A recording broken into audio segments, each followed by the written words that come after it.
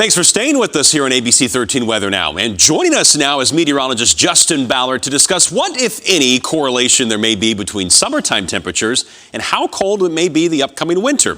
Welcome back, Justin. Thanks for having me. What, if any, is, I think, the main phrase there. All right, so Justin, let's first start by putting this past summer's heat into its proper context. Just how hot was it? I mean, temperatures got into the 100-degree, 100-plus category 9 different times this summer, which is a little bit above average, depending on how you're looking at it, but it's really normal, more or less.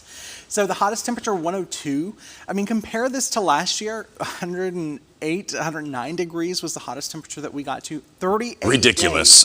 June through August, rather. It was ridiculous. Brutal. Plus 6, 7 more days, in September of 100-degree heat. So we'll take the 9 over the 38 this year. Which is pretty close to average, right? Yes, We typically get about 7 triple-digit days. We got 7 straight in August alone. But last year was our hottest summer, period, on record. And so we have a concept we call reversion to the mean, where usually after an extreme like that, you go back a little closer to normal. And thankfully, that happened for us here in 2024. Looking back at 2022, when we had 22 100 days. So last year was an anomaly for a reason. So this year, a little closer to the average. So when we looked at the data, I looked at the 16 warmest summers on record, and that's 1.5 degrees Fahrenheit and higher above the normal average temperature.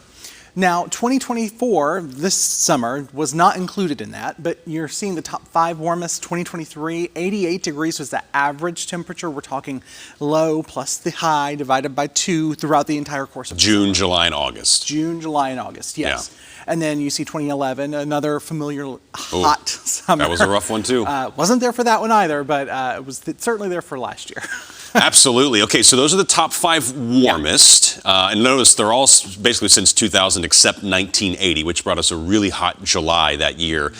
So how did that compare then when you looked at what happened the following winter? It was pretty evenly split. Really? Okay. So there were 7 or 8 that were above normal in terms of wintertime temperatures, and another 7 or 8 that were below normal. You see those winter temperatures there.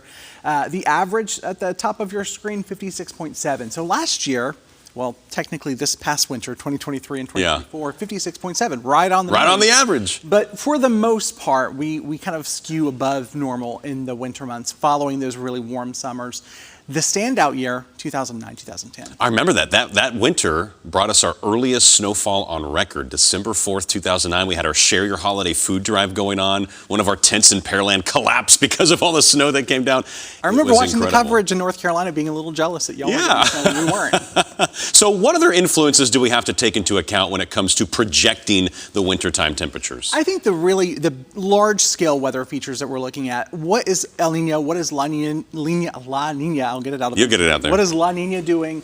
What is the INSO state, just in general? There are also a couple of other oscillations that we kind of keep an eye out for, but El Niño, La Niña tend to be the biggest drivers for winter, not just here, but really across the country. Yeah, it usually explains a lot of the variance. And the Climate Prediction Center actually puts out temperature outlooks about a year in advance. So they already have a winter outlook. So let's go ahead and just tell people, with La Niña expected to come on, it's looking classic La Niña, isn't it? Which is warmer and drier than normal. You see the shades of orange there on that map across much of the southern half and the eastern half, really, of the United States. That's a very typical sort of La Niña pattern, December through February. And guess what? Drier than average as well. And usually that's because the jet stream shifts to the north, and so we get out of the storm track with El Niño. The jet stream's right over us, and we get rounds of storms like we had this past winter. But the thing about these outlook maps that it's hard, I think, for many people to wrap their minds around is we're looking at the average, like you just showed us over the summer, highs and lows for December, January, and February. That doesn't mean we can't get cold fronts, and it doesn't mean we can't even get snow. It just means when you average it all together, it'll be warmer than normal. I mean, February 2021, La Niña year, and we had the big freeze. So and that winter overall was a little warmer than average when you averaged everything together. Correct. Yeah. All right, Justin Ballard, thank you so much for joining us again, and thanks for having me. We'll see you again next week. Sounds good.